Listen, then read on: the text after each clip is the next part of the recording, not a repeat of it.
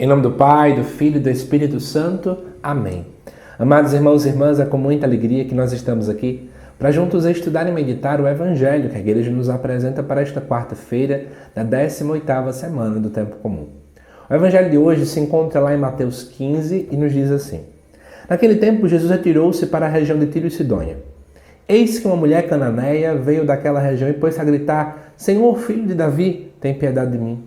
Minha filha está cruelmente atormentada por um demônio. Mas Jesus não lhe respondeu palavra alguma. Então seus discípulos aproximaram-se e lhe pediram: Manda embora esta mulher, pois ela vem gritando atrás de nós. Jesus respondeu: Eu fui enviado somente às ovelhas perdidas da casa de Israel. Mas a mulher, aproximando-se, prostrou-se diante de Jesus e começou a implorar: Senhor, socorre-me.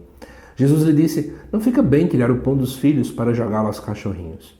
A mulher insistiu: É verdade, Senhor, mas os cachorrinhos também comem as migalhas que caem das mesas de seus donos. Diante disso, Jesus lhe disse: Mulher, grande é a tua fé.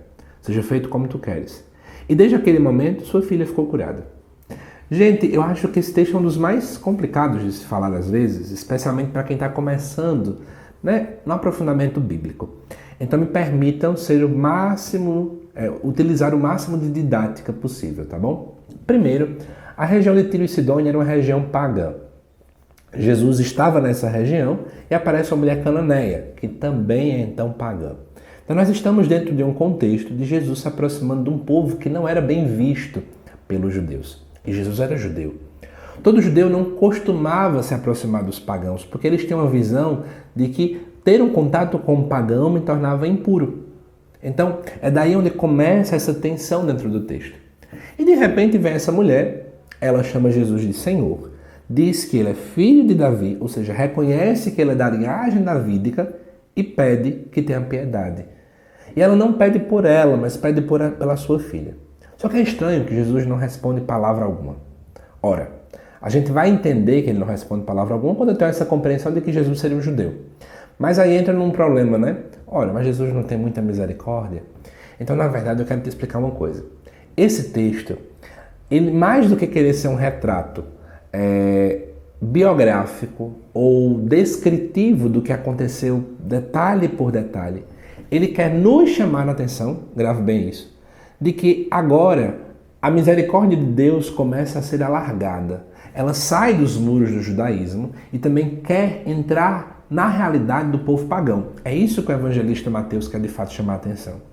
E você vai perceber pelo seguinte: Jesus de fato fica calado, Jesus parece que não atende, e agora de repente o nosso olhar, como se a câmera virasse para os discípulos. E os discípulos, ao invés de dizer Jesus tem misericórdia, Jesus faz alguma coisa, eles dizem: mas essa mulher é embora, pelo amor de Deus. E Jesus fala uma frase clássica, que era natural para o judaísmo. O Messias viria inicialmente para as ovelhas perdidas da casa de Israel. E aqui não fala que Jesus veio antes para elas, mas aqui fala que Jesus veio apenas e somente para elas.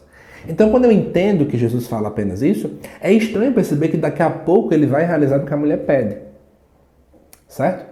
Mas aí, depois a mulher começa a implorar. Jesus disse que não vai tirar o pão dos filhos para jogar aos cachorros, ou seja, eu não vou tirar do povo importante para dar a uma pessoa que não merece muito. Mas aí ela fala: e as migalhas?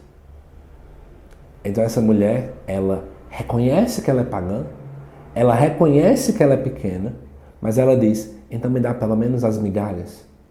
E ao dizer isso, aquela mulher declara a sua fé. Então é como se o texto dissesse assim: quando um pagão, embora sendo pagão, ele tem fé, a misericórdia de Deus o alcança. Observa como é que isso alarga a visão religiosa. Porque não basta apenas eu ter muito tempo de experiência de igreja, não basta apenas eu ser filho de um pai e uma mãe católica, não basta apenas, por exemplo, eu ser padre e ser freira, mas o que basta acima de tudo, e é isso que vai fazer de fato uma grande diferença, é a minha fé. Eu posso ser a pessoa mais inteligente, que mais entende Bíblia e não ter muita fé, e uma pessoa simples, que mal sabe ler, tem mais fé do que eu. Entende? Por outro lado, algumas pessoas vão fazer essa leitura mais espiritual do texto, e também vale a pena comentar sobre isso, que seria o seguinte: vamos trazer para a nossa vida de oração e a nossa experiência e caminhada com Deus. Às vezes Jesus se cala. Às vezes também pedimos, Jesus, tem piedade da minha vida, olha, resolve essa situação para mim, parece que Deus está calado, que Deus não faz nada. O catecismo da igreja costuma chamar isso da aparente impotência de Deus. Então fica parecendo que tem horas que Deus é impotente. Então é uma aparente impotência, né? Porque poder ele tem, mas fica parecendo que não. E aí você pode se perguntar por que Jesus faz isso. Às vezes ele quer nos mostrar, porque ele não precisa ver, Deus não quer teste, mas ele quer nos mostrar, e por isso que vem a prova, mostrar-nos até onde vai a nossa fé. Então, fica imaginando, né? O silêncio de Deus fez com que essa mulher, inclusive, chegasse a desejar migalhas. Às vezes, quando nós temos fé suficiente, nós aprendemos a ser humildes, deixamos a vaidade de lado, deixamos a prepotência de lado, deixamos a nossa grande verdade de lado, deixamos tantas e tantas coisas de lado. E de fato, o texto, ele também quer nos provocar sobre isso. É preciso, para chegar mais próximo e nos aproximarmos de Deus de todo o coração, largarmos tantas e tantas coisas que talvez não são certas. Porque tem gente que quando vai rezar diz assim, né?